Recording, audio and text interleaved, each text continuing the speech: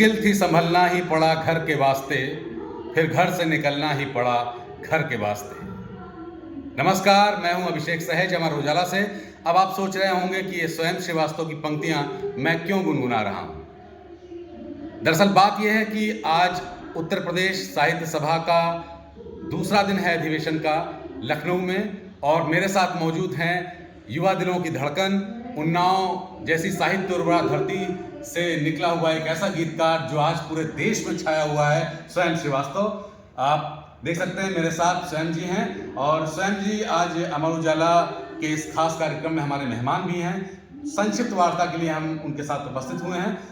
शुक्रिया अभिषेक जी, और अमर उजाला के सभी दर्शकों को मेरा बहुत प्रणाम, बहुत नमस्कार। स्वयं जी, जिस तरीके से आपने सोशल मीडिया पर अपने गीतों के माध्यम से युवाओं पर खासकर बहुत अच्छी छवि बनाई है और युवा आपको फॉलो कर रहे हैं, तो सोशल मीडिया का कितना रोल है आपकी प्रतिभा को निखारने में? निश्चित रूप से मेरा आज इस प्रोग्राम में मैं आया था, इसमें मेरा सत्र भी था कि सोशल मीडिया के फ़ायदे और उसकी चुनौतियाँ क्या हैं।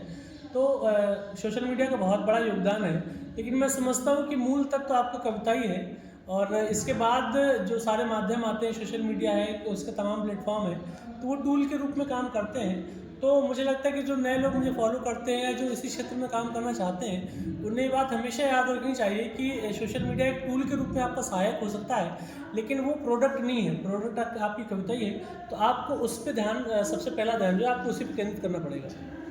अच्छा, दूसरा प्रश्न ये है कि आप जिस धरती से आते हैं वो निराला की धरती है, भगवती चरण वर्मा की धरती है, वो हसरत मोहानी की धरती है, प्रताप नारायण मिश्र की धरती है, वो रामविलास शर्मा की धरती है। तो वहाँ से बहुत लंबे समय बाद एक ऐसा नाम उभर कर सामने आया है जो न सिर्फ राष्ट्रीय फलक पर बल्कि अंतर्राष्ट्रीय फलक पर जाना जा रहा है, और उन्नाव का नाम वहाँ तक जा रहा है। तो ये सब चीज़ें सुनकर देखकर कैसा लगता है आपको? शुक्रिया अभिषेक भैया।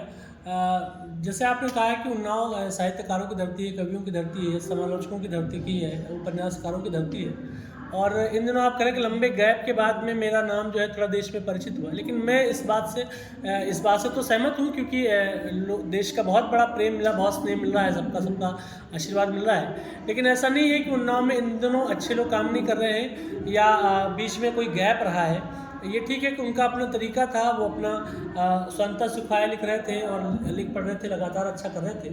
और चूँकि एक बड़ी परंपरा से आता हूँ, तो इस बात का बहुत ख्याल रखता हूँ कि, और मुझे रखना भी चाहिए कि निराला का नाम कहीं ख़राब नहीं हो और रामविलास शर्मा जी का नाम कहीं ख़राब नहीं हो, क्योंकि उसी सुदीर्घ परंपरा का मैं उनका उत्तराधिकारी तो नहीं हो सकता, लेकिन एक बड़ी परंपरा से आता हूँ, तो उसके दायित्व निर्वहन की पूरी ईमानदारी से करने की कोशिश करता हूँ। अच्छा, इन दिनों आपकी एक नई किताब आई है, उस किताब के बारे में हमारे दर्शक जरूर जानना चाहेंगे।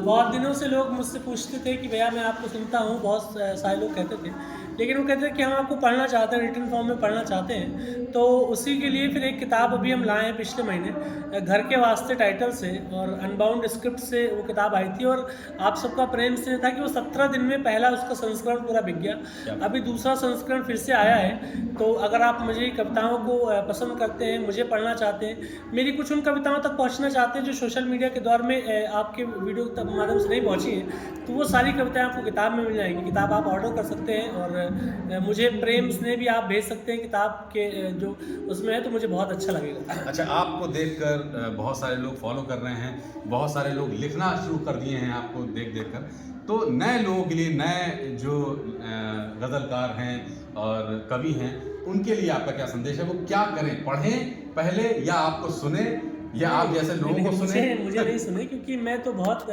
ऐसा कुछ, मेरे को भ्रम नहीं है कि मेरे को सुन के कोई ऐसा हो सकता है। लेकिन फिर भी बहरहाल किसी के जीवन में भी अगर मेरी किसी पंक्ति से सकारात्मक बदलाव आया, या वह लेखन के क्षेत्र में आगे जाना चाहता है, तो मेरी सलाह सिर्फ यही है कि वो पढ़े, और खूब पढ़े, ताकि ये पता चले कि जो हमसे पहले लोग थे वो किस ढंग से बात कर सकते थे।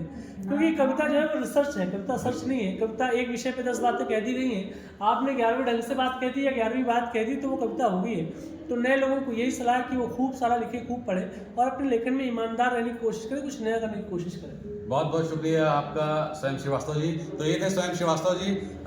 हम लोग मिलते हैं नए वीडियो के साथ बहुत जल्द। शुक्रिया, बहुत शुक्रिया।